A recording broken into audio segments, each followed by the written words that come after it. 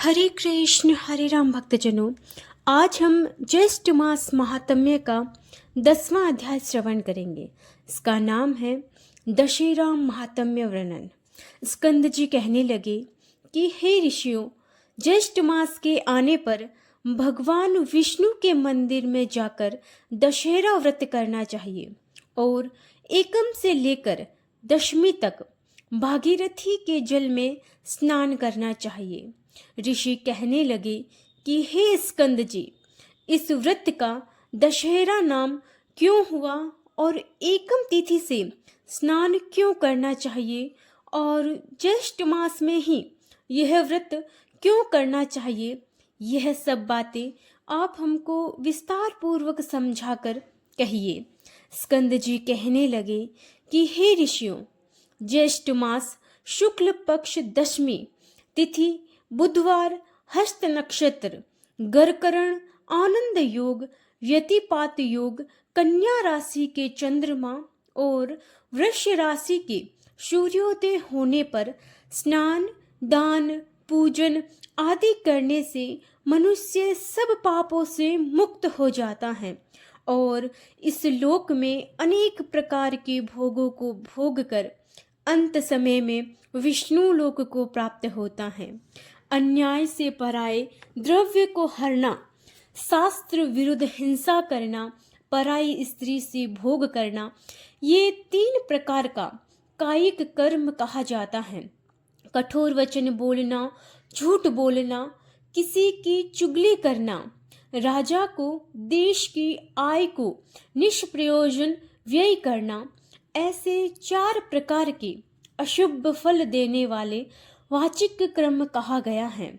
दूसरे की बुराई की इच्छा करना, परलोक कुछ नहीं है, यह शरीर ही आत्मा है, ऐसा विचार और प्रचार करना, ये 3 प्रकार का मानस पाप कर्म कहा जाता है। ज्येष्ठ शुक्ल पक्ष की दशमी को दर्शन, स्पर्श, मंजन पान, अर्चन आदि करने से ऊपर कहे गए 10 प्रकार के पापों का नाश हो जाता है। इसीलिए पूर्व दर्शी मुनियों ने इसका नाम दशहरा रखा है। ज्येष्ठ शुक्ला दशमी के दिन स्नान मात्र के करने से 10 जन्मों के अर्जित पापों का नाश हो जाता है। इसीलिए भी इसका नाम दशहरा हुआ। दशहरा के दिन इन पुरातन मंत्रों से श्री गंगा जी का पूजन करना चाहिए। मंत्र श्री शिवा को नमस्कार है, शांता और नारायणी को नमस्कार है। 10 विधि पापों के नाश करने वाली श्री गंगा जी को नमस्कार है। उसी स्थान में महान ओजस्वी 10 देवताओं का पूजन करे।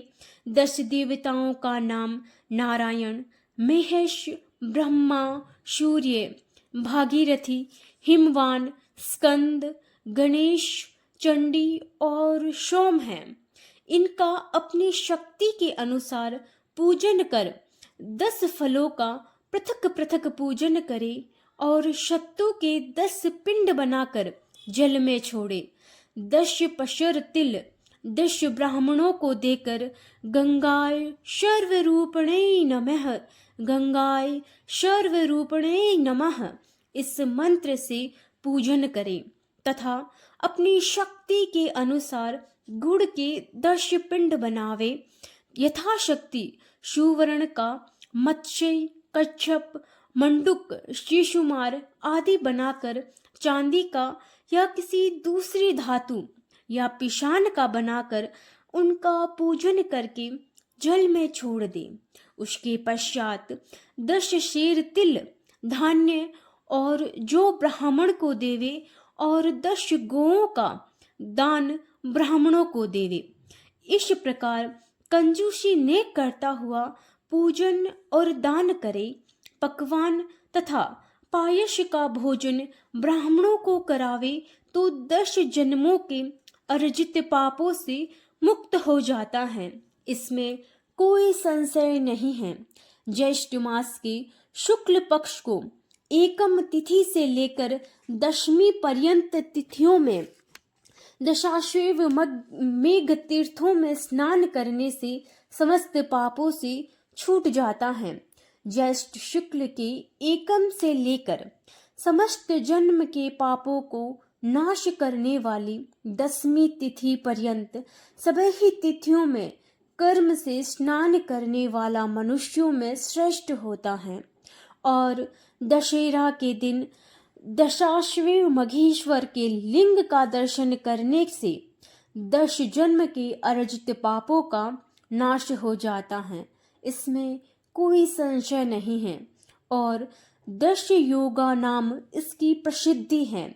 दशमी के दिन जो 10 योगों का संबंध हो अथवा न हो, अकेला ज्येष्ठ मास ही सर्वश्रेष्ठ है। समस्त योगों से रहित होने पर भी केवल ज्येष्ठ मास ही निश्चित रूप से मनवांछित फल देने वाला होता है।